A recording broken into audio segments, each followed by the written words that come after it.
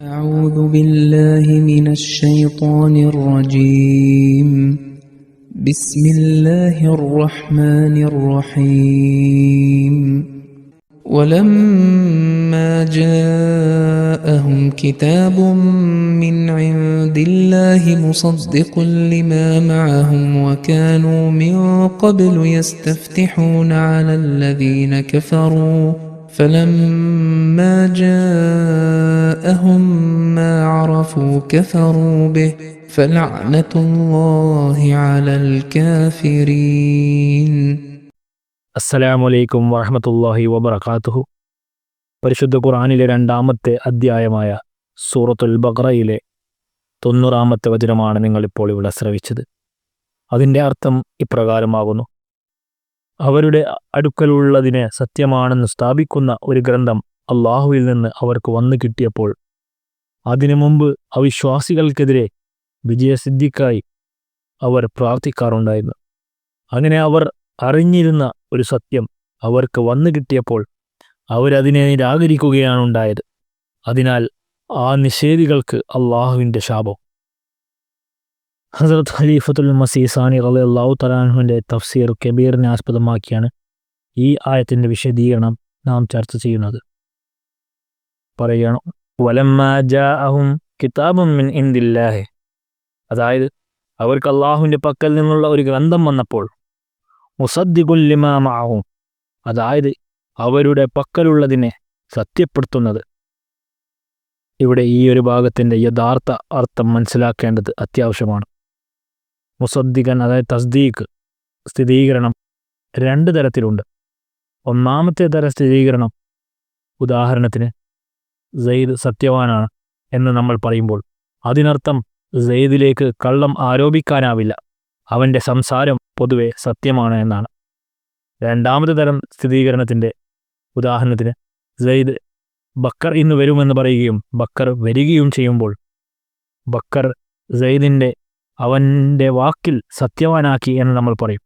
അതായത് ബക്കറിൻ്റെ വരവ് സെയ്ദിൻ്റെ പ്രവചനം സത്യമാണെന്ന് തെളിയിച്ചു. ഇവിടെ ഈ ആയത്തിലും മുസദ്ദിഖുൻ എന്നതിൻ്റെ അർത്ഥം ഖുർആൻ തൗറാത്തിലെ എല്ലാ കാര്യങ്ങളെയും പൂർണ്ണമായി ശരിവെക്കുന്നു എന്നല്ല, മറിച്ച് ബൈബിളിൽ ഖുർആനെക്കുറിച്ചും മുഹമ്മദ് നബി സല്ലല്ലാഹു അലൈഹി വസല്ലമയെക്കുറിച്ചും ഉണ്ടായിരുന്ന പ്രവചനങ്ങളെ ഖുർആൻ അതിൻ്റെ അവതരണത്തിലൂടെ സത്യമാക്കി തെളിയിച്ചു എന്നതാണ്. ഇതൊരു പ്രവചനപരമായ സ്ഥിരീകരണമാണ്. ഖുർആൻ എന്നത് യഹൂദന്മാരുടെ സ്വന്തം വേദഗ്രന്ഥങ്ങളിൽ തന്നെ പ്രവചനങ്ങൾ ഉൾക്കൊണ്ടിട്ടുള്ള ഒരു ഗ്രന്ഥമാണ്. ഖുർആൻ വരാതിരുന്നെങ്കിൽ അവരുടെ ആ പ്രവചനങ്ങൾ തെറ്റായി തീരുമായിരുന്നു. എന്നാൽ ഇപ്പോൾ ഖുർആൻ ബൈബിളിലെ ആ പ്രവചനങ്ങളെ സത്യമാക്കി തെളിയിച്ചു. അതുകൊണ്ട് യഹൂദന്മാർക്ക് അവരുടെ സ്വന്തം ഗ്രന്ഥത്തിൽ സത്യസന്ധമായ വിശ്വാസമുണ്ടായിരുന്നുവെങ്കിൽ ഖുർആന്റെ സത്യത്തെ അവർ അംഗീകരിക്കണമായിരുന്നു. അങ്ങനെ ചെയ്യുന്നത് വഴി സ്വന്തം പ്രവർത്തനത്തിലൂടെ ബൈബിളിൻ്റെ സത്യസന്ധത അവർ സ്വയം അംഗീകരിക്കുന്നതിന് തുല്യമാകുമായിരുന്നു. തുടർന്ന് പറയുകയാണ്, വകാനൂ മിൻ ഖബ്ലു യസ്തഫ്തിഹൂന അലല്ലദീന കഫറൂ, അതായത് അതിനു മുമ്പ് അവിശ്വാസികൾക്കെതിരെ വിജയസിദ്ധിക്കായി അവർ പ്രാർത്ഥിക്കാറുണ്ടായിരുന്നു. ഈ ഒരു വാക്യത്തിനും രണ്ട് അർത്ഥം വരാം. ഇതിൽ വരാവുന്ന ഒന്നാമത്തെ അർത്ഥം, അവർ അവിശ്വാസികളുടെ കീഴിലായിരുന്നു കഴിഞ്ഞിരുന്നത്. അതിനാൽ തങ്ങൾക്ക് അവരിൽ വിജയം നേടുന്നതിനായി അള്ളാഹുവിൻ്റെ സന്നിധിയിൽ അവർ പ്രാർത്ഥിക്കാറുണ്ടായിരുന്നു. അള്ളാഹുവെ, വാഗ്ദാനം ചെയ്യപ്പെട്ട നബിയെ നീ അയക്കണമേ, അതുവഴി ഞങ്ങൾക്ക് അവിശ്വാസികൾക്ക് മേൽ ആധിപത്യം ലഭിക്കാൻ ആവശ്യമായ സാഹചര്യങ്ങൾ ഒരുക്കണമേ എന്ന് അവർ ദുആ ചെയ്തിരുന്നു. ഈ വ്യാഖ്യാനത്തിൽ യസ്തഫ്തിഹൂൻ എന്നതിനർത്ഥം അള്ളാഹുവിനോട് വിജയം തേടുക എന്നതാണ്. രണ്ടാമതായി ഇതിന് വരുന്ന അർത്ഥം, അവർ അവിശ്വാസികൾക്ക് മുന്നിൽ തങ്ങളുടെ ഗ്രന്ഥത്തിലെ പ്രവചനങ്ങളുടെ വാതിൽ തുറന്നു കൊടുത്തിരുന്നു എന്നും അർത്ഥമുണ്ട്. ഇന്ന അടയാളങ്ങളോട് കൂടിയ ഒരു ദൂതനെക്കുറിച്ച് ഞങ്ങൾക്ക് വിവരം ലഭിച്ചിട്ടുണ്ട് എന്ന് അവർ അവിശ്വാസികളോട് പറയാറുണ്ടായിരുന്നു. സ്വന്തം ഗ്രന്ഥങ്ങളോട് അപ്പോഴും അവർക്ക് ബഹുമാനമുണ്ടായിരുന്നതിനാൽ മുഹമ്മദ് നബി സല്ലല്ലാഹു അലൈഹി വസല്ലമയെക്കുറിച്ചുള്ള പ്രവചനങ്ങൾ അവർ അവിശ്വാസികളുടെ മുന്നിൽ അവതരിപ്പിക്കുകയും ആ പ്രവാചകൻ വരുമ്പോൾ എല്ലാ അവിശ്വാസികൾക്കും മേൽ തങ്ങൾക്ക് വിജയം ലഭിക്കുമെന്നും പറയുകയും ചെയ്തിരുന്നു. മദീനയിലെ ആളുകൾ ഇസ്ലാം സ്വീകരിക്കാൻ കാരണമായത് ഈ ഒരു കാര്യമായിരുന്നു. ഹിജ്റ ചെയ്ത് മദീനയിൽ വന്ന യഹൂദന്മാരുടെ 3 ഗോത്രങ്ങൾക്ക് വാഗ്ദാനം ചെയ്യപ്പെട്ട നബി മദീനയിലും അതിൻ്റെ അടുത്ത പ്രദേശങ്ങളിലുമാണ് വരാനിരിക്കുന്നത് എന്ന് തങ്ങളുടെ പൂർവികരിൽ നിന്ന് അറിവുണ്ടായിരുന്നു. അതിനാൽ അവർ മദീനയിലെ ആളുകൾക്ക് മുന്നിൽ ഈ പ്രവചനങ്ങൾ വിവരിക്കുകയും ഞങ്ങൾക്കിടയിൽ ഒരു നബി വരും, അദ്ദേഹത്തിലൂടെ കുഫ്ർ ഇല്ലാതാവുകയും സത്യമതം വിജയിക്കുകയും ചെയ്യും എന്ന് അവരെ അറിയിക്കുകയും ചെയ്തിരുന്നു. അങ്ങനെ 1 വർഷം മദീനയിലെ ആളുകൾ ഹജ്ജിനായി മക്കയിലേക്ക് പോയപ്പോൾ മക്കയിലെ ഒരു വ്യക്തി താൻ റസൂലാണ് എന്ന് വാദിച്ചിരിക്കുന്നു എന്ന് അവർക്ക് വിവരം ലഭിച്ചു. അപ്പോൾ അവർ പരസ്പരം കൂടിയാലോചിച്ച് തീരുമാനിച്ചു. യഹൂദന്മാർ പറയാറുണ്ടായിരുന്നു, ഒരു നബി വരും, അദ്ദേഹത്തെ നിഷേധിക്കുന്നവർ നശിക്കും, അതിനാൽ നമുക്ക് അദ്ദേഹത്തെ അംഗീകരിക്കാം, നാശത്തിൽ നിന്ന് രക്ഷപ്പെടാമെന്ന്.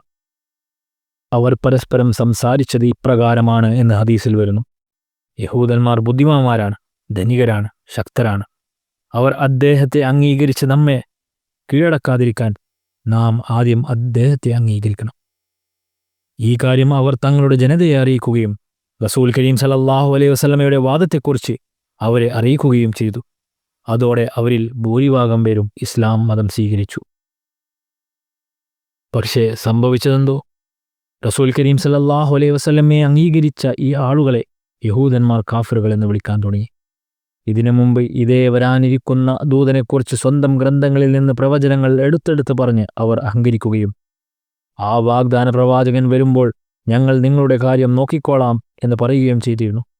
എന്നാൽ ആ റസൂൽ വന്നപ്പോൾ അവർ ഈ പ്രവചനങ്ങളെ വളച്ചൊടിക്കാൻ തുടങ്ങി.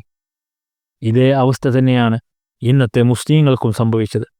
അവരും കാഫിറുകൾക്ക് മേലുള്ള വിജയത്തിനായി കാത്തിരിക്കുകയായിരുന്നു. എന്നാൽ ആ വാഗ്ദാനം ചെയ്യപ്പെട്ടവൻ വന്നപ്പോൾ അവർ അതിനെ വളച്ചൊടിക്കാനും ഈ ചിന്തകൾ പേർഷ്യക്കാരിൽ നിന്ന് വന്നത് ആണ്, യഥാർത്ഥത്തിൽ ഞങ്ങളുടെ പക്കൽ അത്തരം പ്രവചനങ്ങളൊന്നുമില്ല എന്നും പറയാൻ തുടങ്ങി. തുടർന്ന് പറയുകയാണ്, ഫലാനത്തുല്ലാഹി അലൽ കാഫിരീൻ, അതായത് അതിനാൽ സത്യനിഷേധികളുടെ മേൽ അള്ളാഹുവിൻ്റെ ശാപമുണ്ട്. ഇവിടെ കാഫിരീൻ എന്നത് പൊതുവായ അവിശ്വാസികളെയും സൂചിപ്പിക്കാം. എന്നാൽ കൂടുതലായി ഇത് റസൂൽ കരീം സല്ലല്ലാഹു അലൈഹി വസല്ലമയുടെ നിയോഗത്തിനു മുമ്പ് സത്യം വിജയിക്കാൻ വേണ്ടി പ്രാർത്ഥിക്കുകയും എന്നാൽ സത്യത്തിൻ്റെ വിജയത്തിൻ്റെ ലക്ഷണങ്ങൾ കണ്ടപ്പോൾ അത് അംഗീകരിക്കാൻ വിസമ്മതിക്കുകയും ചെയ്തവരെയാണ് ഉദ്ദേശിക്കുന്നത്. കാരണം വ്യക്തമായ സത്യത്തെ കണ്ടിട്ടും എല്ലാ തെളിവുകളും പൂർത്തിയായിട്ടും മുമ്പ് ദുആ ചെയ്ത ശേഷം അവർ നിഷേധിച്ചത് അവരുടെ മേൽ അള്ളാഹുവിൻ്റെ ശാപം പതിച്ചതിൻ്റെ ഫലമാണ്. അല്ലാത്തപക്ഷം ഇത്രയും വ്യക്തമായ ഒരു സത്യത്തെ അവർക്ക് കാരണം കൂടാതെ എങ്ങനെ നിഷേധിക്കാൻ കഴിയും? ഇവിടെ വളരെ ചിന്താർഹമായ ഒരു കാര്യം കൂടിയുണ്ട്.